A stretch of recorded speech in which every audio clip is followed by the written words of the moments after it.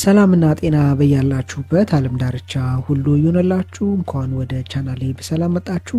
ለቻናሌ አዲስ የሆናችሁ ሰዎች ዶክተር ዳን ይባላለሁ። ከሰሞኑ በአዲስ ትምህርት አልተገናኘንም።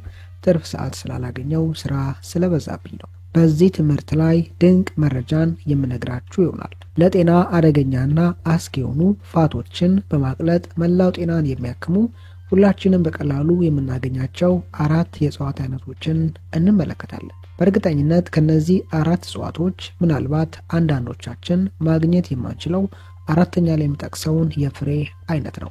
እያንዳንዱን እንዴት መጠቀም እንዳለብንና በዚህ ትምህርት ላይ የምጠቅሳቸውን ጥቅሞች ለሰውነታችን የሚሰጡበትን ሜካኒዝሞች፣ መንገዶች የምናይ ይሆናል። ከብዙ አክብሮትና ትህትና ጋር ትምህርቱን ላይክ ማድረጋችሁን አትዘንጉ። የእናንተ ላይክ ትምህርት ብዙ ሰው ጋር እንዲደርስ፣ እንዲማሩበት፣ እንዲጠቀሙበት ያደርጋል። የዩቲዩብ አልጎሪዝሙ በመደገፍ ብዙ ሰው ጋር የሚደርስበትን ሁኔታ ይፈጥራል። ትምህርቱን ለሌሎች በማጋራትም ከቤታቸው ሆነው የራሳቸውንም የቤተሰቦቻቸውንም ጤና እንዲጠብቁ እናድርግ።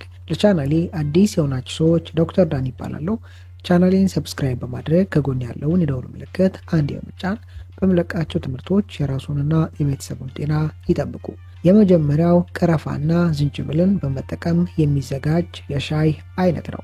ቀረፋ በውስጡ ሲኒማልዳይድ እና ፕሮሲያናዲን ተብሎ የሚጠሩ ኬሚካሎችን ይዘዋል። እነዚህ ሁለት ኬሚካሎች በሚከተሉት 3 መንገዶች በሰውነታችን የተለያየ ክፍሎች ላይ ሊጠራቀሙ ሊከማቹ የሚችሉ የጤናማ ያልሆኑ የፋት አይነቶችን በማቅለጥና ከሰውነታችን በማስወገድ ለተለያዩ ጤና እክሎች የመጋለጥ ዕድላችንን በእጅጉ ያስቀራሉ። አንደኛ፣ ቀረፋ ውስጥ ያለው ሲኒማልዳይድ ተብሎ የሚጠራው ይህ የኬሚካል አይነት TRPA1 እና TRPV1 ተብሎ የሚጠሩ እነዚህ የፕሮቲን አይነቶች ናቸው። የእነዚህን መነቃቃት በሰውነታችን ውስጥ እንዲከሰት በማድረግ ሰውነታችን ከፍ ያለ ሙቀትን እንዲያመርት ሁኔታዎችን በማመቻቸት ሰውነታችን ጤናማ ያልሆኑ ፋቶችን የሚያቀልጥበትን ከሰውነታችን የሚያስወግድበትን መንገዶች ያመቻቻሉ። ሁለተኛ፣ ቀረፋ ውስጥ ያለው ፕሮሲያናዲን ተብሎ የሚጠራው የፖሊፌኖል ኬሚካል አይነት ሰውነታችን በኢንሱሊን ሆርሞን አማካኝነት በደማችን ውስጥ የሚሰራጨውን ግሉኮስ ስኳር የሚቆጣጠርበትን ስርዓት በማነቃቃት ጉበታችንና ሆዳችን አካባቢ የፋቶች የመጠራቀም ዕድላቸውን በከፍተኛ ደረጃ ይቀንሳል። ከዚህ በፊት እንደተመለከትነው ሰውነታችን በደማችን ውስጥ የሚሰራጨውን ግሉኮስ ስኳር የሚቆጣጠርበት ሜካኒዝሞች ወይም መንገዶች በዋነኝነት በሁለት የተከፈሉ ናቸው ብያቸዋለሁ።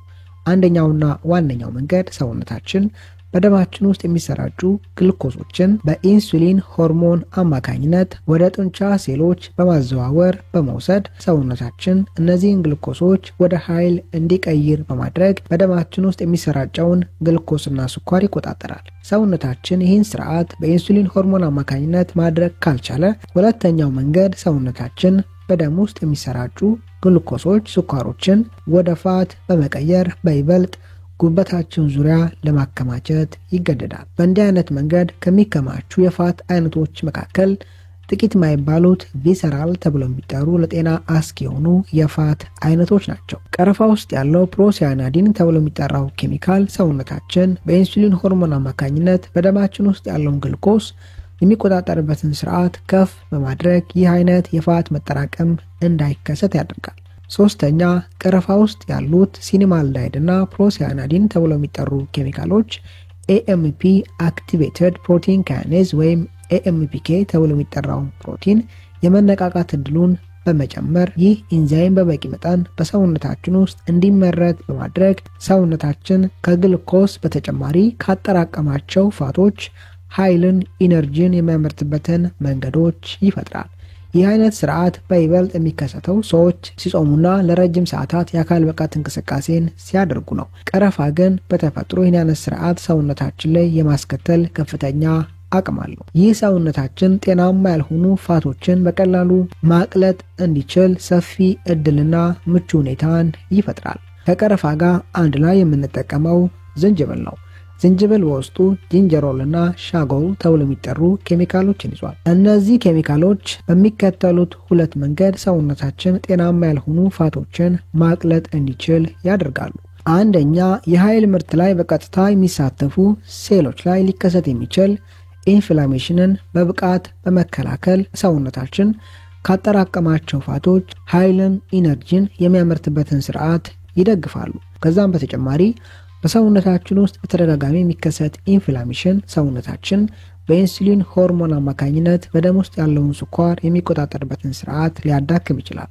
ይህ አይነት ሁኔታ እንዳይከሰት በብቃት ይከላከላሉ። ከላይ እንደተመለከትነው ሰውነታችን በኢንሱሊን ሆርሞን አማካኝነት በደም ውስጥ የሚሰራጨውን ግሉኮስ ስኳር መቆጣጠር አለመቻል በቀላሉ ጤናማ ያልሆኑ ፋቶች እንዲጠራቀሙ እድልን ይፈጥራል ብያቸዋለሁ። ይህ አይነት ስርዓት እንዳይከሰት ያደርጋል።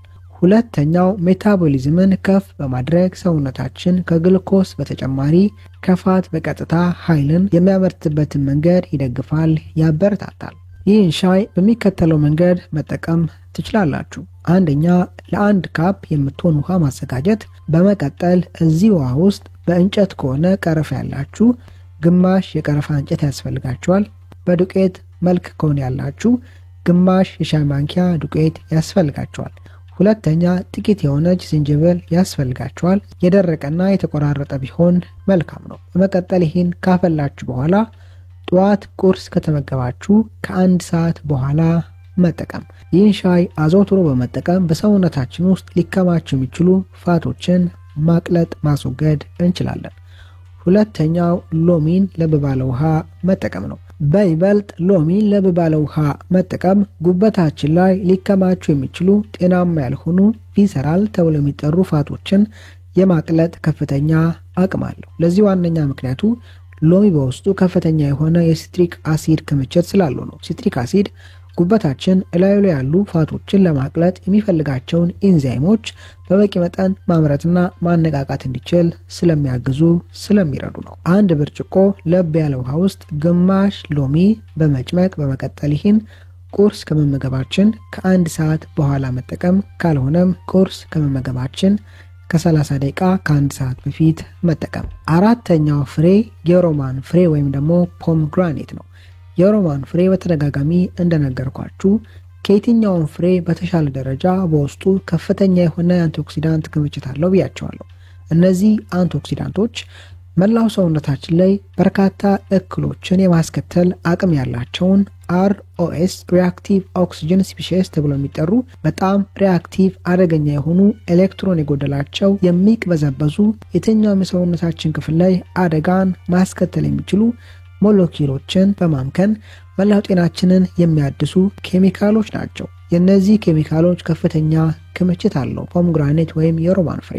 ጤናማ ያልሆኑ ፋቶችን ከማቅለጥ አንጻር ይህን ጥቅም የሚሰጠን ፖምግራኔት የሮማን ፍሬ ውስጥ ያለው ኢላጂክ አሲድ ተብሎ የሚጠራው የፖሊፌኖል አይነት ነው። ይህ ፖሊፌኖል አይነት ሰውነታችን ከፋት ኢነርጂ ኃይልን የሚያመርትበትን ስርዓት በማቀላጠፍና ከፍ ማድረግ ጤናማ ያልሆኑ ፋቶች የመከማቸት ዕድላቸውን በከፍተኛ ደረጃ ይቀንሳል። ፖምግራኔት ወይም የሮማን ፍሬን በጁስ መልክ ብትጠቀሙ መልካም ነው። አንድ ሰው ግማሽ የሮማን ፍሬ ፖምግራኔት ጁስ በቀን 1 ከተጠቀመ ከበቂ በላይ ነው። ይህን አዘውትሮ በመጠቀም ከላይ ጠቀስኳቸው ጥቅሞች ማግኘት ትችላላችሁ። በዛሬ ትምህርታችን ላይ ጠቃሚ ሐሳቦችን፣ ምክሮችን እንዳገኛችሁበት ተስፋ አድርጋለሁ። በቀጣይ በአስተማሪ ቪዲዮ እስከምንገናኝ መልካም ጊዜ ይሁንላችሁ። ባይ